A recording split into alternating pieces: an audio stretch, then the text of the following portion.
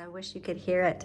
But anyway, enough about my day. Let's take a look at this Olympia SM5, and it's a 1962. I forgot what year it was there for a minute. Okay, so in the 1962 SM5, these weren't made for very long, and it was only made in one style, which is this cream with the turquoise accents, and these tend to yellow over the ages, over the time, whatever, years.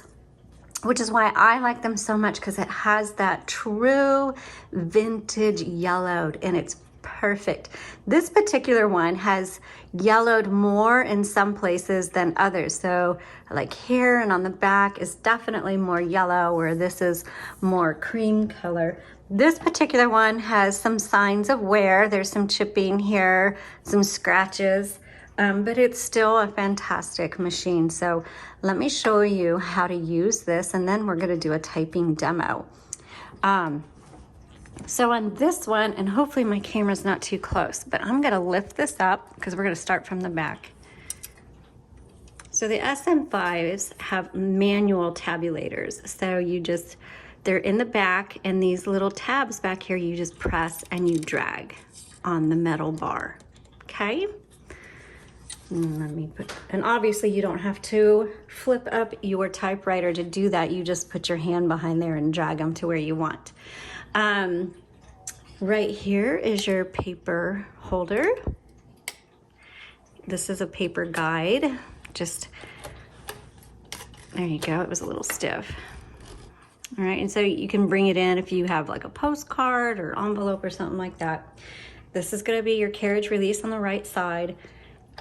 Your paper release, and then on the left side, when you hit your return handle, it's going to advance either 1, 2, or 3 lines, and then there's little indicators right here, and then if you push it all the way up, it actually releases the roller.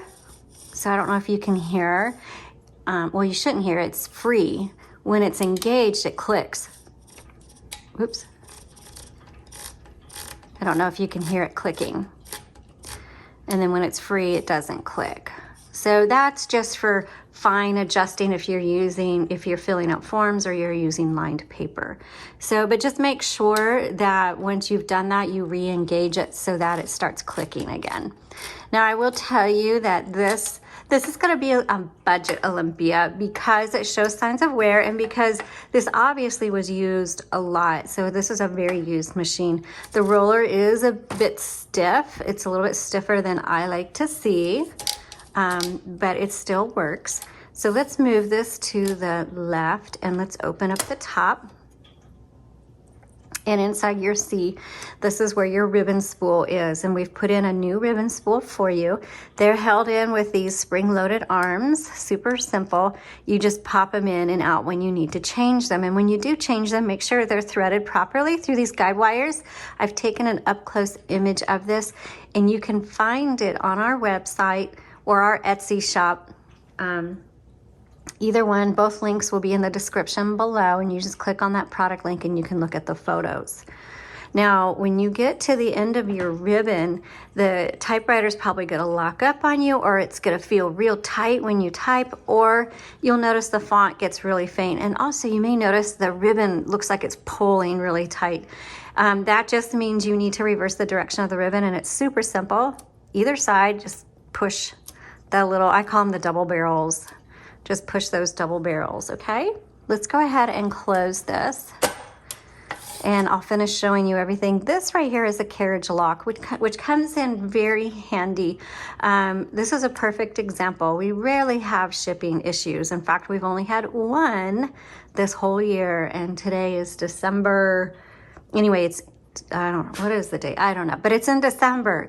We had one this year, and it happened because in shipping, they must have thrown the box, and it was on a different typewriter, and a typewriter that doesn't have a carriage lock, and it forced the carriage against the case, and it busted the handle. Obviously, we insure all of our typewriters, so we were able to take care of that and get them a new typewriter.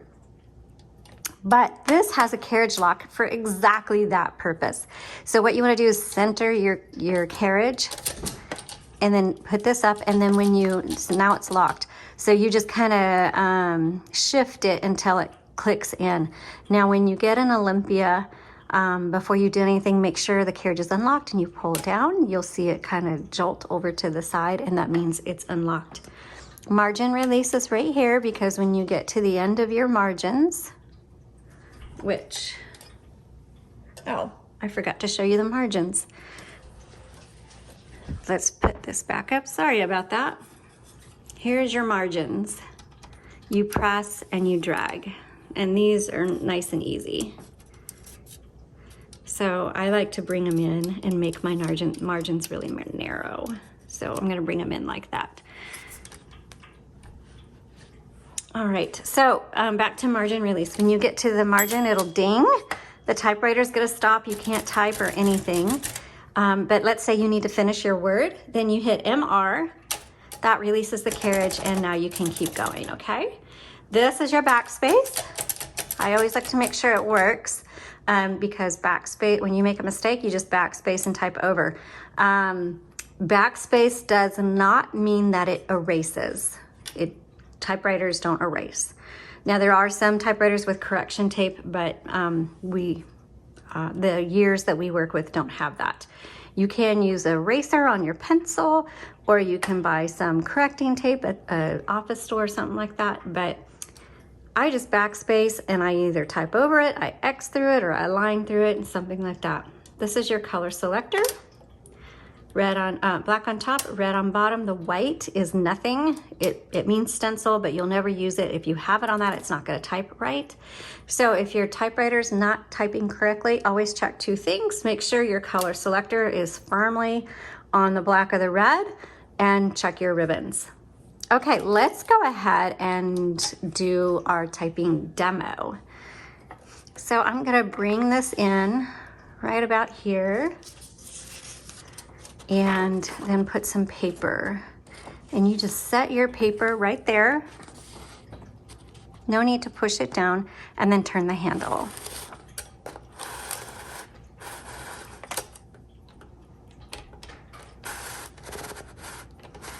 And I like to bring it all the way up, and it's just slightly crooked, so I'm going to pull that forward and adjust it, re-engage. And now let's do some typing. So no number one, you use the lowercase l, and this was a 1962 Olympia SM5. Very nice font. The Olympia fonts are a thinner font and a little bit bigger. Let's see if there's a tab. And so sometimes they're a little bit easier to read. Maybe just because I'm older, it doesn't look like it's blurring as much. The bolder fonts can be a little bit harder to read, just my personal opinion.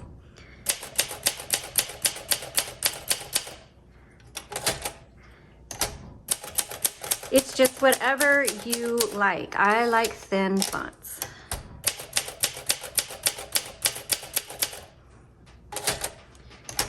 Okay. This feels really good, despite having some other quirks, such as the scratches on the finish, and I don't remember what else we covered. The typing, the keystroke is so nice.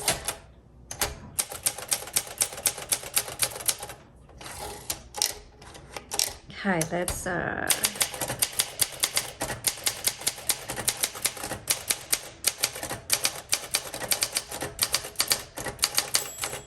okay, so I can see why this is a well-used typewriter. Whoops, sorry. Let's try that again. It is typing extremely well.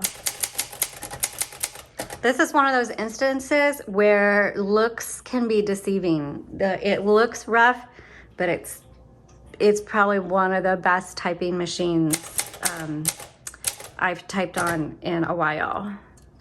Quick brown fox jumps over. Ah, lazy dog. The bell sounds really good. Let's try the red ribbon.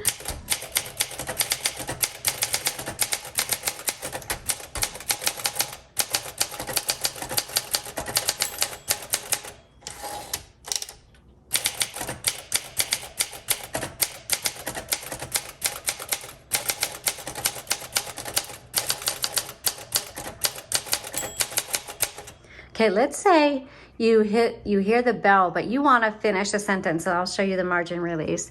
Not even, okay, so now it's stopped. I'll hit margin release and keep going. So that's how that works. Okay, so my initial assessment was a little bit off. I'm still, this will be a little bit cheaper than some of the Olympias that are in a pristine condition, but mechanically, this is such a sound machine.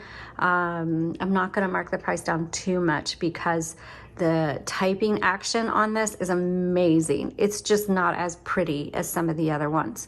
So really, that's what counts, is how well it works. And so I'm gonna keep typing on this, and then I'll take a picture of this and put it up on the product listing so you can take a look at it.